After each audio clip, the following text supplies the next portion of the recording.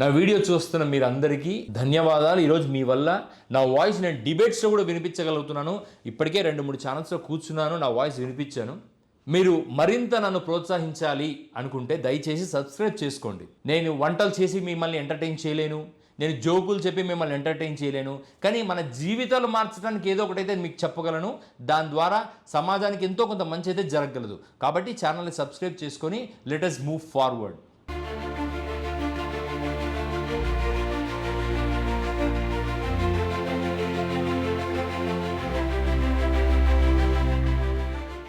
Disclaimer ఏంటంటే, ఈయన గురించి మాట్లాడినందుకు గాను వచ్చిన డబ్బులతో నేను నాలాంటి వాళ్ళందరూ పండగ చేసుకోవాలి. అంటే నా పేరు చెప్పుకొని ₹1 సంపాదించుకోండి.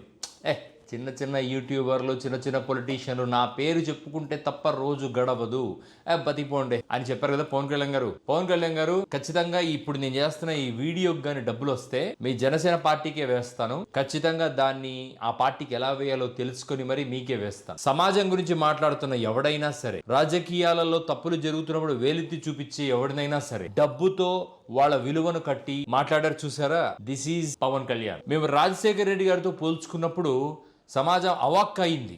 ఎందుకంటే ఆ స్థాయి, ఆ స్థోమత మీకు లేదు అని సమాజం నమ్ముతుంది. ఎందుకు నమ్ముతుందో తెలుసా? ఇదిగో ఇలాంటి మాటలు మాట్లాడితే, నా గురించి మాట్లాడితే ₹4 వస్తే యూట్యూబర్లకు మాట్లాడే స్టేజ్లో పవన్ కళ్యాణ్ ఉన్నాడు అనుకోవటం, అది ఇప్పుడు నేను ఏదైనా వీడియోలో మాట్లాడిన తర్వాత మళ్ళీ ఒకసారి చెక్ చేసుకుంటాను. ఎందుకు అంటే ఇది ఏమైనా సమాజానికి వ్యతిరేకంగా మాట్లాడుతున్నానా, నేనేమన్నా క్రీపీగా మాట్లాడుతున్నానా అని చెక్ చేసుకుంటాను. అలా మీరు ఒకసారి మీరు మాట్లాడే ముందర, స్పీచ్లు ఇచ్చే ముందర ముందు ఇంట్లో కూర్చొని ఆ స్పీచ్ మాట్లాడి మీ భార్య పిల్లలకు, మీ అన్న చిరంజీవి పొలిటికల్గా రాష్ట్రాన్ని అతలాకుతలం చేశారు ఒక 2 దశాబ్దాల కాలం కిందట. అటువంటి వ్యక్తిని ఒకసారి అడగండి, నా అన్న నేను ఇట్లాంటి మాటలు మాట్లాడబోతున్నాను సమాజం దగ్గరికి పోయి, నన్ను ఆమోదిస్తారా అని అడగండి, వాళ్ళు చెప్తారు. రాజకీయాల్లో మీరు ఉన్నారు అనుకుంటున్నప్పుడు ప్రజలకు, ప్రజాపక్షాలకు, ప్రజా సంఘాలకు గౌరవం ఇవ్వటం నేర్చుకోండి ఫస్ట్. ఎందుకంటే ఇంతమంది ప్రజలు ప్రతి ఒక్కడు నీ సినిమాని ఏదో స్థాయిలో చూసి టికెట్టు తెగితేనే అన్ని వందల వేల కోట్లు సంపాదించగలిగారు. మీరు జనసేన పార్టీ పెట్టగలిగారు. జనసేన పార్టీ పెట్టుకొని మీ ప్రయోజనాలు మీరు చేసుకోగలుగుతున్నారు.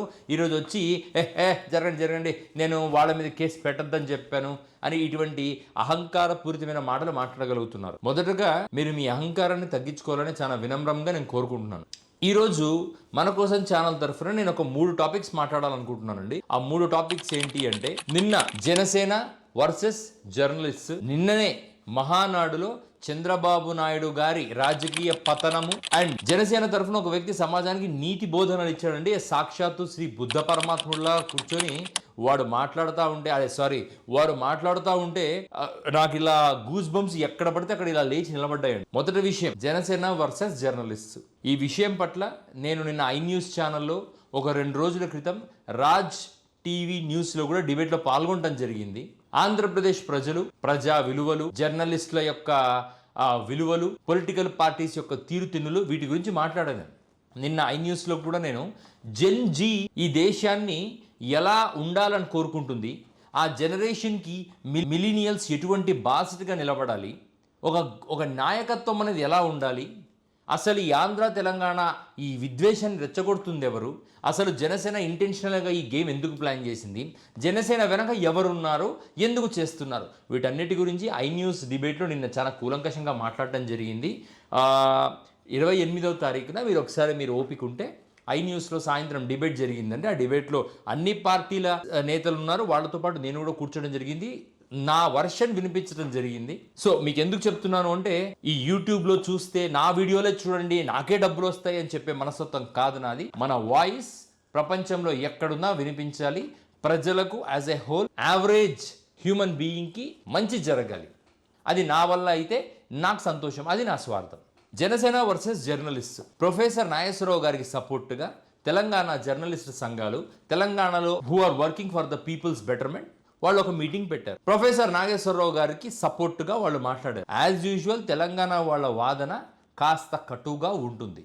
ఎందుకు కటువుగా ఉంటుంది? I don't want to go in to that things. దీనికి ప్లాట్ఫామ్గా నేను మరొక మాట మాట్లాడను, కానీ వాళ్ళు మాట్లాడుతున్న సందర్భంలో జనసేన కార్యకర్తలు వాళ్ళు కూడా అదే ప్రెస్ క్లబ్కి వెళ్ళి వాళ్ళు కూడా వాళ్ళ వాదన వినిపిస్తూ మేము కూడా కఠినంగా మాట్లాడగలమని మాట్లాడి ఇటు జర్నలిస్టులకు అటు జనసేన కార్యకర్తలకు చిన్న వాగ్వివాదం వాదన గొడవ. చాలా మందికి ఇది ఎలా కనబడుతుందంటే ఆంధ్ర తెలంగాణ మళ్ళీ ఒక్కసారి ఈ ఉద్యమము ఈ రచ్చ రాజేస్తున్నారా? తెలంగాణ ఎందుకు వచ్చింది? తెలంగాణ వచ్చింది తమ సొంత జీవితం తాము జీవించుకోవడానికి. నెంబర్ 1. నెంబర్ 2, అసలు తెలంగాణ మన ఆంధ్రప్రదేశ్లో భాగంగా ఉందా? 1956 వరకు లేదు. అంతకుముందు Telangana was never part of Andhra Pradesh. It was always part of a Nizam rule and it was part of Maharashtra.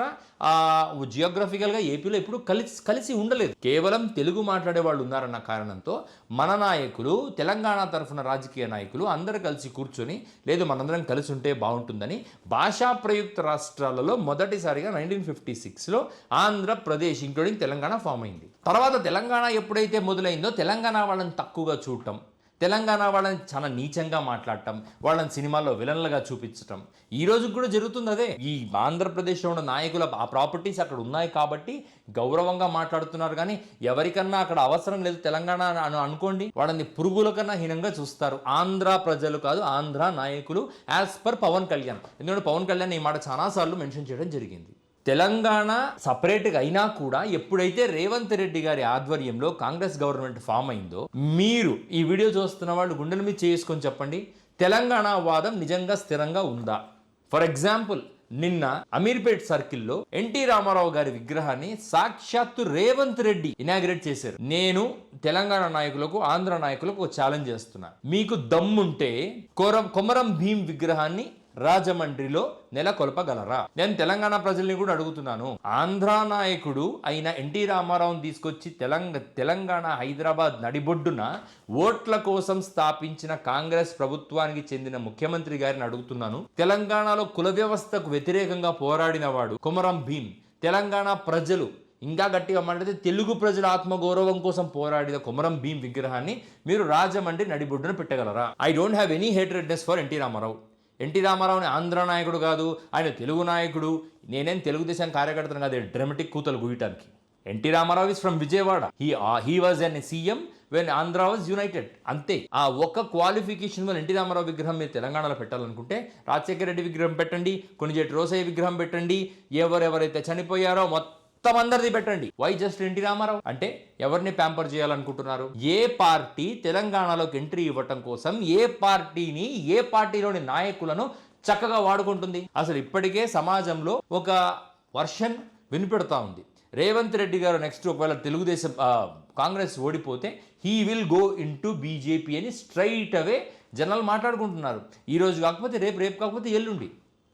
ఒక దేశ ప్రధాని, బీజేపీలో సీనియర్ నాయకుడు స్టేజ్ మీద కూర్చొని హంసే జుడావ్ అని మాట్లాడగలిగాడు. రేవంత్ రెడ్డి గారు నెక్స్ట్ ఒకవేళ తెలుగుదేశం కాంగ్రెస్ ఓడిపోతే he will go into BJP అని స్ట్రైట్ అవే జనాలు మాట్లాడుకుంటున్నారు. ఈరోజు కాకపోతే రేపు కాకపోతే ఎల్లుండి. ఒక దేశ ప్రధాని, బీజేపీలో సీనియర్ నాయకుడు స్టేజ్ మీద కూర్చొని హంసే జుడావ్ అని మాట్లాడగలిగాడు.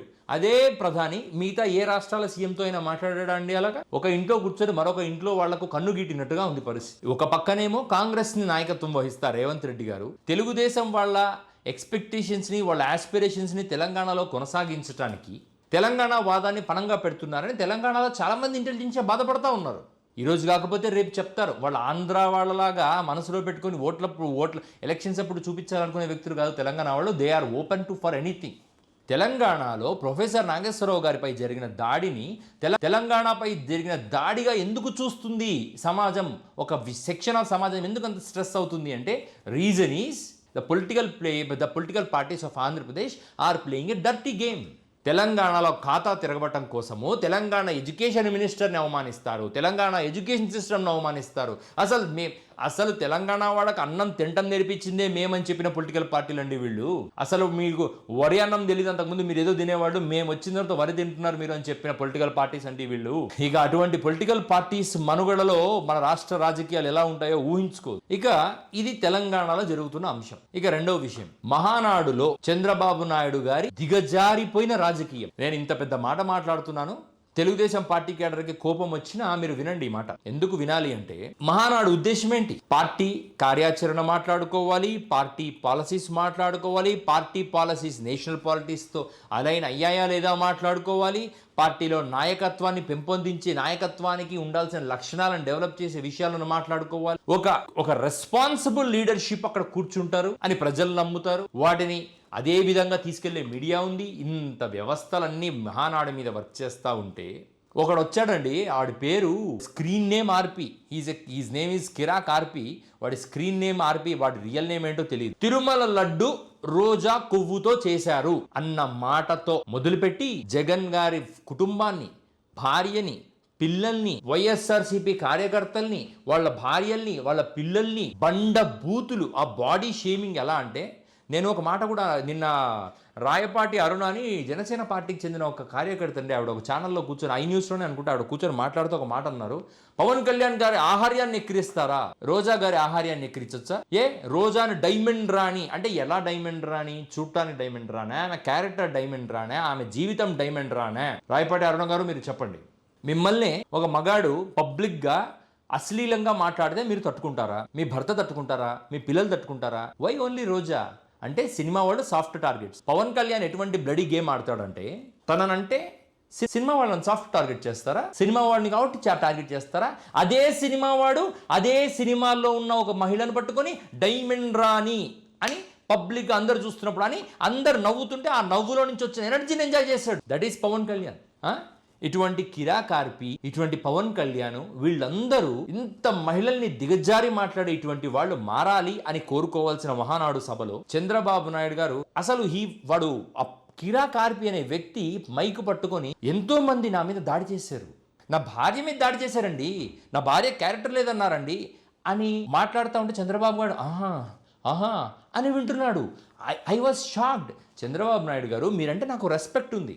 I have met you many times. మీకు గుర్తుండదు, ఎందుకంటే కొన్ని కోట్ల మందిని కలుస్తుంటారు కాబట్టి చాలా మందిని కలుస్తారు. ఒక మనిషి నిన్నేమన్నా అడుగుతాడేమోనని భయంతో ముఖం చాటేసి తిరిగిపోయే నాయకులలో నేను మొదటిసారిగా చంద్రబాబు నాయుడు గారిని చూశాను. ఇది నేను పర్సనల్ ఎక్స్పీరియన్స్ ఇది. అంటే ఇప్పుడు మీరు నిలబడుకొని ఉంటారు, ఆయన ఇట్లా పోతుంటారు, మీరు ఏమైనా పొరపాటున అడిగి చేస్తారేమో అని చెప్పి ఆయన ముఖం చూడకుండా పాస్ అయిపోతారు. మీరు తెలిసిన వాళ్ళు అయితే ఇంతకుముందు మిమ్మల్ని చూసి మీరు పలానా ఎక్స్పెక్ట్ చేస్తారా అతని దగ్గర నుంచి అంటే ఆయన వెళ్ళిపోతాడు. అటువంటి చంద్రబాబు నాయుడు ఒక జబర్దస్త్లో కామెడీ చేసుకుని ఒక అసలు అతను మాట్లాడిన మాటకు నేను ఏమన్నా మాట్లాడచ్చు, ఎందుకంటే సభ్య సమాజం ముందు ఉన్నాం కాబట్టి, నేను కూడా సభ్య సమాజపు ఒక విలువలు ఉన్న వ్యక్తిని కాబట్టి మాట్లాడలేకపోతున్నా ఆ వ్యక్తిని. ఆడవాళ్లను, కుటుంబాలను, నాయకులను, సరే ఆడవాళ్ళని పక్కన పెట్టండి, నువ్వు ఎవడరా మగాళ్ళని కూడా అంటాను. నీ కాన్స్టిట్యుయెన్సీలో నువ్వు నాయకుడు అవ్వాలనుకుంటే మాట్లాడుకో. వేమిరెడ్డి ప్రభాకర్ రెడ్డి గారిని దింపేసి నిన్నే ఎమ్మెల్యేని చేస్తారేమో చంద్రబాబు నాయుడు అడుగు. ఆ వేమిరెడ్డి ప్రశాంత్ గారిని దింపేసి వాళ్ళు ఆయన ప్లేస్ నువ్వు ఎమ్మెల్యే అవ్వు, మేము కూడా సంతోషపడతాం. కమెడియన్ హ్యాస్ బికమ్ ఒక పెద్ద రెడ్ల వ్యవస్థల్ని తొక్కిపారేసి, వేమిరెడ్డి లాంటి ఫ్యామిలీని తొక్కిపారేసి నువ్వు ఎమ్మెల్యే అవుతావంటే అవ్వు, మంచిదే, దట్స్ గుడ్. కానీ అవమానకరంగా మహిళని కూడా చూడకుండా, నీకు రోజా గారికి ఎటువంటి గొడవలన్నా ఉండని, రోజా కొవ్వుతో తిరుమల లడ్డు చేశారని మాట్లాడారు. ఆ మాటకు నిన్ను హిందూ ధర్మాన్ని నమ్మే ఎవడైనా ఏదైనా చేయొచ్చు, కానీ you can stand straightly before Chandrababu Naidu, మహానాడులో మైకు పట్టుకొని చంద్రబాబు నాయుడు గారిని ఇంప్రెస్ చేస్తున్నావా నువ్వు ఫీల్ అవుతూ నువ్వు మాట్లాడుతూ, లేదా నేను ఇంప్రెస్ అవుతున్నాను ఆయన వింటాం. ఇంతకన్నా దిగజారిపోయిన మహానాడు నేను చూడలేదు. అండ్ ఇక ముందర ఇంకా ఇలాగే ఉండబోతుందేమో నాకు తెలియదు. ఇక మూడో అంశం, హైపర్ ఆది. Unfortunately this fellow has also come from the Jabardasth show. ఈ జబర్దస్త్ షో అనేది కేవలం 2 పొలిటికల్ పార్టీస్కి కావాల్సిన కార్యకర్తల్ని చలక్తులు మాట్లాడి జనాలను నవ్విస్తూ పొలిటికల్ పార్టీ యొక్క సీక్రెట్ అజెండాని పుష్ చేయడానికి జనరేట్ చేసిన షో ఏమో నాకు తెలియదు. అంటే అదే ఉండొచ్చు, ఎందుకంటే it was coming in Andhra Pradesh, it was coming in ETV. ఇంకా జనాలు ఇంకా ఆ ఛానల్లో వచ్చిందంటే అంతకన్నా బెటర్గా నేనేం ఎక్స్పెక్ట్ చేయలేను. ఈటీవీ అంటే క్రెడిబిలిటీ ఉన్న ఛానల్ అని చాలామంది అంటారు, కానీ నాకైతే అట్లా అనిపించదు. వాళ్ళ సీరియల్స్ క్వాలిటీ ఉండవు, వాళ్ళ వాల్యూస్ ఉండవు, బొక్క ఉండవు, ఏమీ ఉండవు. సో అటువంటి ఈటీవీలో ఈ జబర్దస్త్ అనే ప్రోగ్రాంలో ఈ హైపర్ ఆది, వీడి పేరు కూడా మనకు తెలియదండి, వీడు ఆదినారాయణ, ఆది కేశవ్లో ఏదో ఉంటుంది. హైపర్, ఈ కిరాక్ అనే పేరు పెట్టుకున్నవాడు, ఈ హైపర్ అనే పేరు పెట్టుకున్నవాడు, వీడు ఒక మాట మాట్లాడాడండి సుగాలి ప్రీతి తల్లి గారి గురించి. నాకు ఇక్కడ 3 అబ్జెక్షన్స్ ఉన్నాయి. నెంబర్ 1, సుగాలి ప్రీతి తల్లి గురించి మాట్లాడడానికి నీకే హక్కు ఉంది, నీకే అర్హత ఉంది, నువ్వెవడివి? పవన్ కళ్యాణ్ చెప్పాడా నీకు పోయి సుగాలి ప్రీతి తల్లి గురించి మాట్లాడు, ఆమె నేను చేస్తుంటే న్యాయం నేను చేసిన న్యాయంలాగా అనిపించట్లేదు, ఆవిడను క్వశ్చన్ చెయ్యి అని పవన్ కళ్యాణ్ చెప్పాడా? దీనికి సమాధానం చెప్పు అది నువ్వు. రెండోది, నీలాగా గోదావరి నీళ్లు తాగి జలక్తులు మేము వేయలేం, ఎందుకంటే ఐఎమ్ ఫ్రమ్ రాయలసీమ, మాకు అంత సెలక్తులు రావు. అంటే మా బాధ నీకు చలోక్తులు, నీకు ప్రాసలు. పవన్ కళ్యాణ్ సిబిఐ కూడా చేతులెత్తేసిన కేసులో పవన్ కళ్యాణ్ ఏం చేయగలడా? అంటే సిబిఐ నేను ఈ కేసు చెయ్యను, నాకు అవసరం లేదు, నాకు టైం లేదు అని రిటర్న్ చేసిన కేసుకి సిబిఐ మేము చేయలేకపోయాము, ఈ దేశంలో మేము మా ఎఫర్ట్స్ అన్ని వాడాము, but this case is unsolvable అని సిబిఐ చెప్పిందా? ఈ విషయం పవన్ కళ్యాణ్నే చెప్పమను. నువ్వెందుకు చెప్తున్నావు? సాక్ష్యాధారాలన్నీ తారుమారు చేసేశారు, నువ్వెవ్వడివిరా చెప్పటానికి? సిబిఐ చెప్పిందా? సిబిఐ చెప్పిందా సాక్ష్యాలు తారుమారు చేశారని? ఇంకా ఇలా సాక్ష్యాలని తారుమారు చేస్తే రాజీవ్ గాంధీ హత్య కేసు తీరదు, ఇందిరాగాంధీ హత్య కేసు తీరదు, రాజశేఖర రెడ్డి హత్య కేసు తీరదు, ఏది తీరదురా ఈ దేశంలో. నువ్వు కూడా చట్టాల గురించి మాట్లాడుతున్నావు, నువ్వు కూడా న్యాయ వ్యవస్థ గురించి మాట్లాడుతున్నావు, నువ్వు కూడా ఈ దేశ రక్షణ గురించి మాట్లాడుతున్నావు.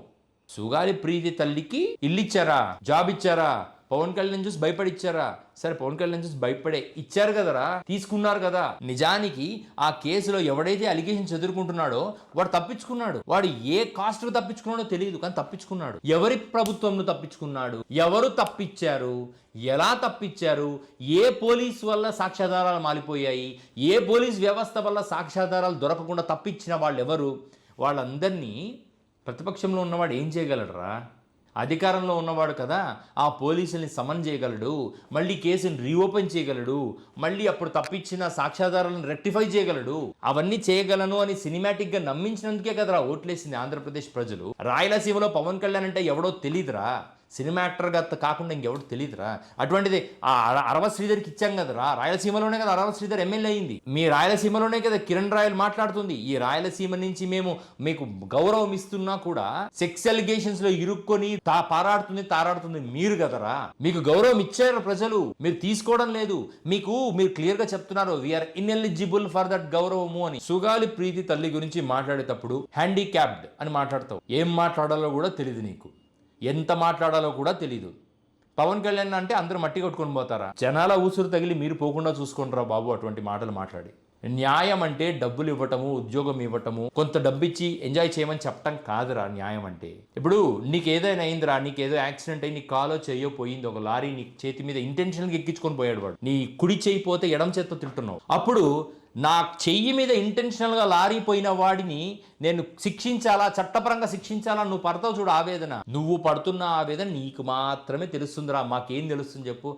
నేను కూడా కూర్చొని ఏమంటాను తెలుసా, ఏదో లారీ యాక్సిడెంట్ చేయకపోతే వీడిని ఓవరాక్షన్ చేస్తాను అని అనుకుంటాను, కానీ ఆ చెయ్యి పోయినప్పుడు ఎడమ చేత్తోనే తింటూ ఉంటావు చూసావా, అప్పుడు నీకు తెలుస్తుంది ఆ విలువ. కాబట్టి ఇంకొకరి జీవితాల్లో కష్టాల గురించి మాట్లాడే ముందర ఆలోచించి మాట్లాడు. హైపర్ అది నీ హైపర్ ఛానల్లో ప్రోగ్రామ్స్ లో చూపించు, not before the public, not at the cost of common people's life. కరెక్టే, సుగాలి ప్రీతి కేసులో చాలా ల్యాబ్స్ జరిగింది, చాలా అన్యాయం జరిగింది.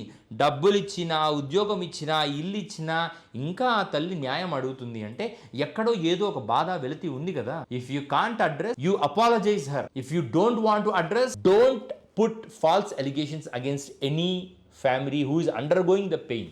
ఇది నీకు అర్థం కాదు నాకు తెలుసు, కానీ నా సబ్స్క్రైబర్కి చెప్తున్నాను, మంచి విషయాలు ఎప్పుడు కాస్త నిదానంగా ఉంటాయండి, అంత ఇంట్రెస్టింగ్గా ఉండవు. మనం ఏదైతే డ్యామేజ్ ఎదుటి వాళ్ళకి చేస్తామో తిరిగి మనకు అది వస్తుందండి. This is the truth.